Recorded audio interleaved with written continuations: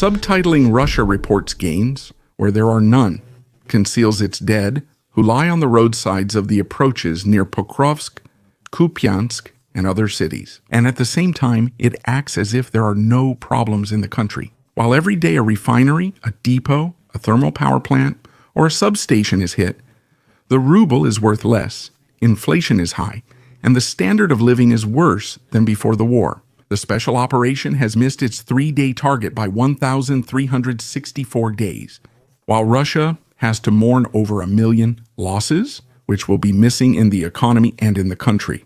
On the other side of the world sits a president whose ego is still hurt because he didn't get a Nobel Peace Prize, and whose voters and party mention it increasingly often, that he still hasn't been able to end the war he promised to finish within 24 hours. And in Ukraine, Zelensky is there, still having to figure out how to keep his people together, how his generals and the front can hold together, and how he can get resources for the army from the West. While his country has the lowest birth rate, while men and women die at the front every day, and many have fled abroad who are now missing in Ukraine. All three presidents share one major goal. They all want this war to end as quickly as possible. But in a war, there is no winner. There are always only two losers. And the question now is, who loses more here? So as the title suggests, there is a new 28-point peace plan that the United States under Witkow has developed for Ukraine.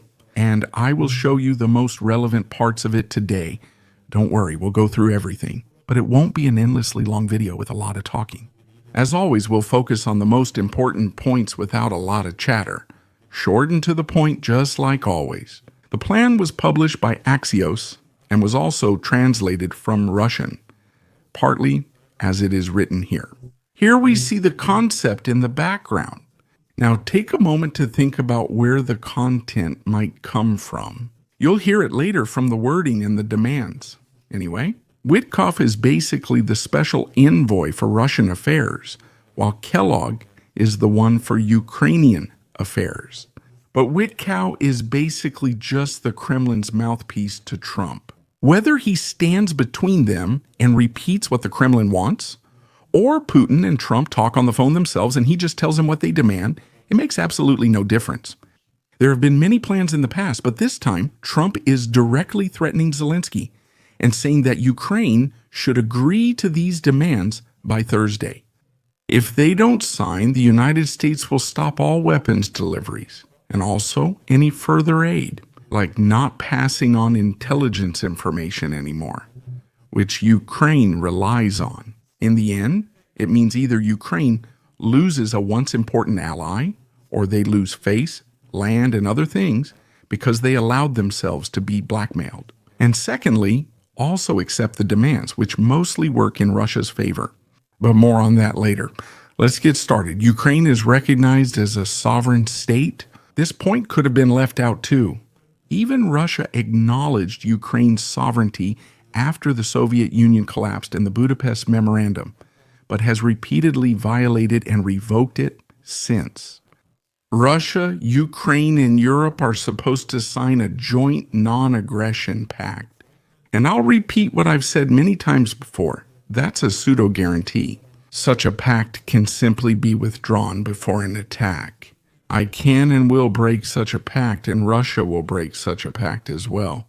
It's only meant to make sure that we feel safe and at peace while they continue to rearm. Such a pact from a country that once signed the Budapest Memorandum and pledged to guarantee and defend Ukraine's territorial integrity. But then they take Crimea and a decade later invade to take even more. It's worth less than the toilet paper I use to wipe myself. It should also be stipulated here that all territorial claims from the last 30 years are considered settled, but not any future ones. That means if you have new claims, then apparently those are fine. It is expected that Russia will not attack any neighboring countries and that NATO will not expand further. Let that sink in for a moment. NATO remains unchanged, but Russia is expected not to attack neighboring countries. It doesn't say obligated, it says expected. And you know how that goes. Even if it did say obligated, you don't have to stick to it. Again, I refer to the Budapest Memorandum. But expected also means it's expected that NATO won't expand further. But that was one of the narratives Russia used to justify the start of the invasion. They didn't want NATO expansion, and now both sides expect that it shouldn't happen. They could have removed that immediately, as they did with the first 2 points.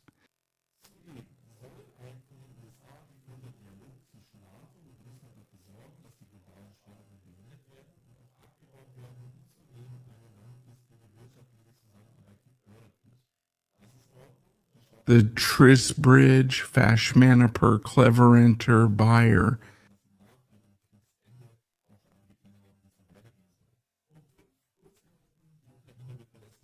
Security guarantees are received, but it doesn't say which ones they are. If for the United States a reliable guarantee is something like the Budapest Memorandum, and I'll keep coming back to that today, then it's pointless to keep talking about it.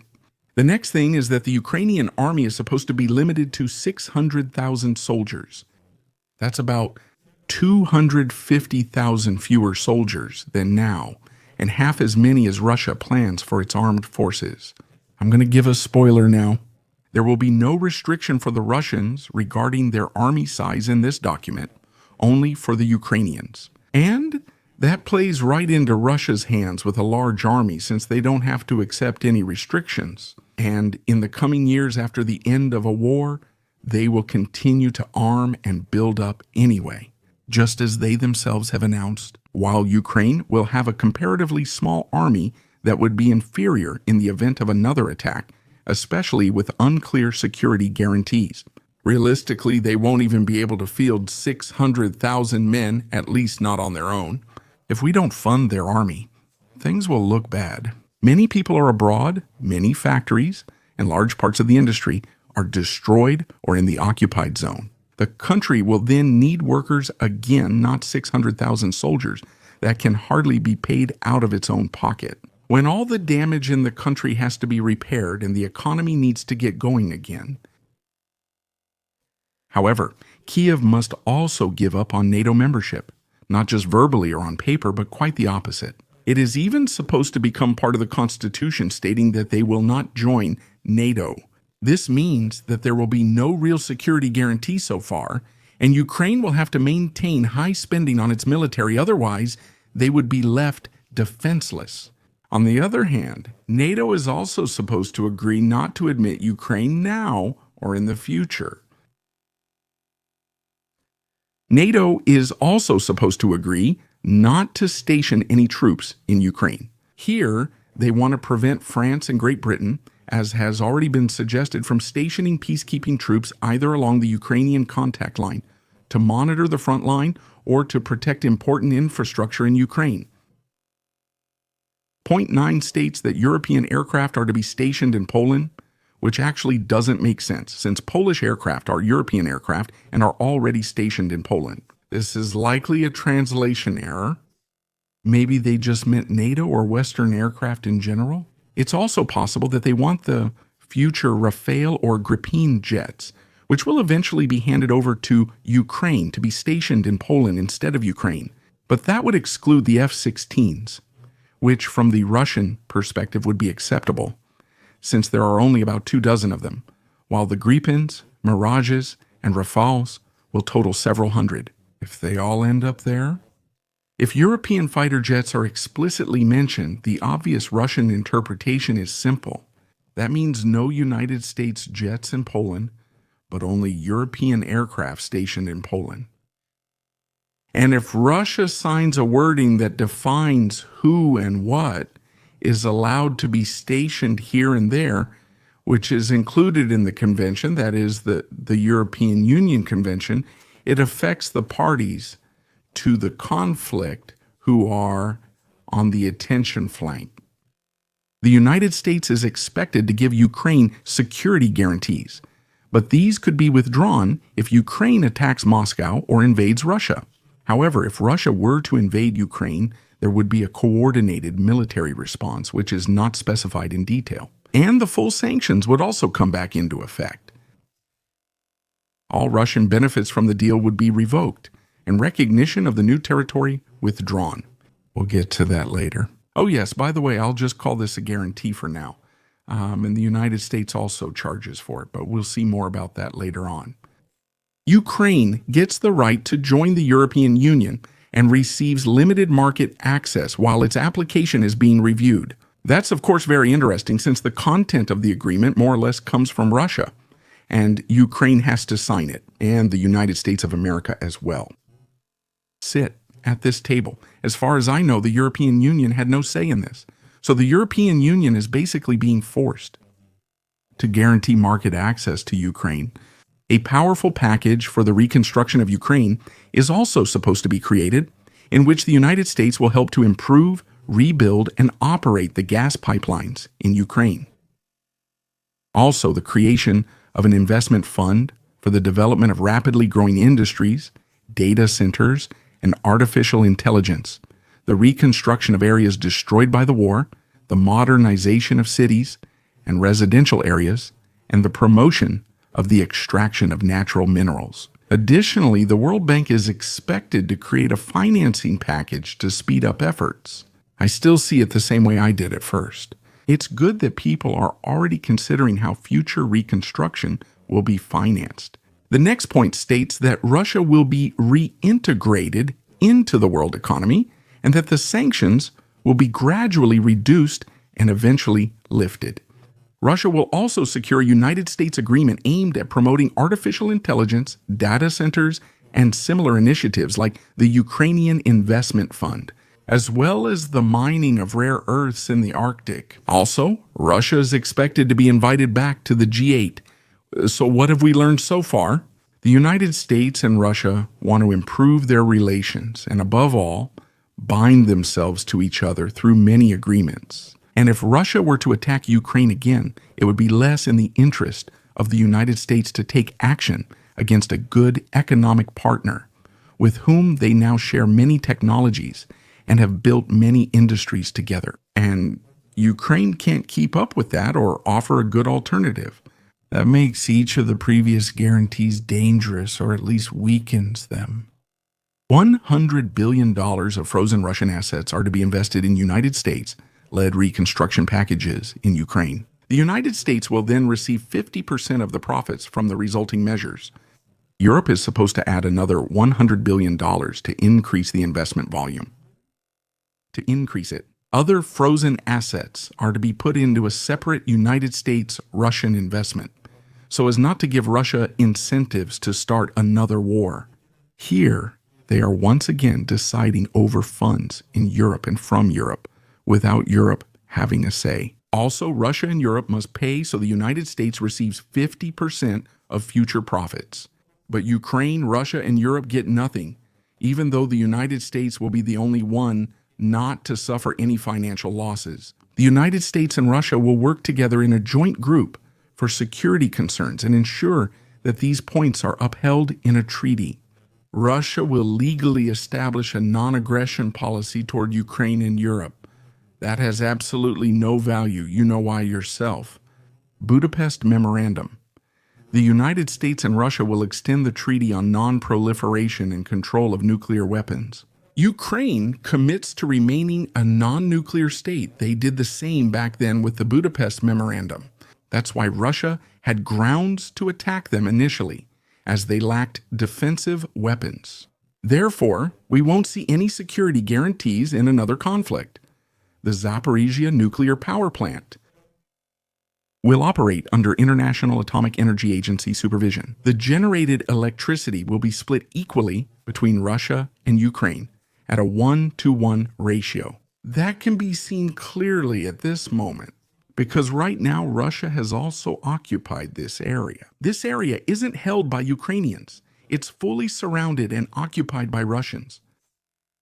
And of course, you could also say, if Russia wants to take over this power plant, or if you say that the front now runs along a new line of contact there, then Russia could also have said that they would keep the entire power plant. This is a very special area, an area that is in a good location area this.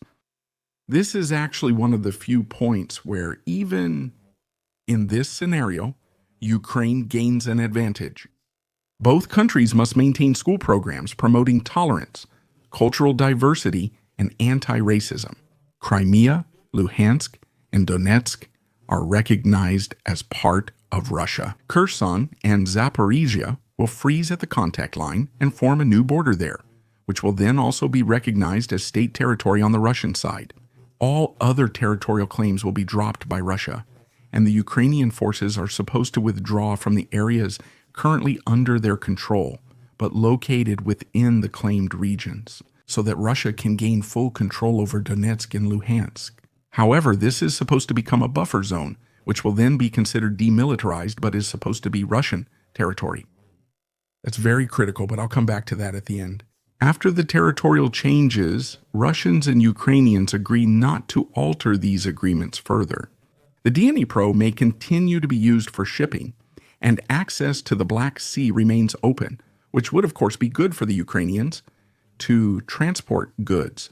A humanitarian committee will also be formed to address issues like the fate of prisoners of war and the bodies of the fallen. They want a complete exchange there, including the abductees, people, and children, who were in part abducted by Russia. Ukraine is then supposed to have 100 days to hold elections. And that's impossible because during this transition period, you have to restructure the military and build extreme fortifications. If you lose these areas, there's nothing left. And that's why you have to build a direct line of defense at the border of the new territories. By giving up previous territories, they also lose the valuable eastern stronghold for Russia. That means it would take them years to conquer it. So if they were to choose again, this state of emergency would have to end, which also means that the citizens are no longer bound to the military and can also leave the country again. So who is going to build all the new defense lines in the army? Exactly, no one. All parties receive amnesty for their actions during the war and commit to making no claims or complaints in the future. This means all Russian war crimes, no matter how cruel, will be ignored, and they'll get away with it. And that's the end of the matter. Point 27. The agreement is legally binding. The World Peace Council, led by Trump, oversees implementation and will impose sanctions for violations. Point 28. The last point, Berliner. 2020. As soon as all parties have agreed, an immediate ceasefire will be initiated in order to work through the points of the agreement. That might be one of the few reasonable points in this proposal. What do we have now? To sum up briefly, we have several advantages for the United States of America and Russia, but many disadvantages for Ukraine and Europe. And we must keep one thing in mind. If the United States of America were to drop out, it would hardly make a difference when it comes to arms deliveries, because almost everything that was delivered under Trump actually came from both. I'm referring now to arms deliveries and nothing more, because the lack of intelligence information is still very painful. On the other hand, it would take Russia years to conquer this small area here, which the Ukrainians would lose through the treaty. So the chances aren't bad that Russia wouldn't necessarily be worse off through a longer, ongoing war. So my recommendation would be to remove various points from the treaty, get real guarantees, or reject it, because as I said, it's no coincidence that this treaty is appearing now with these conditions. Thank you for listening. Special thanks to all channel members, the Algo crew, and Lieutenant Colonel Reneke. See you in the next video, ARD Text.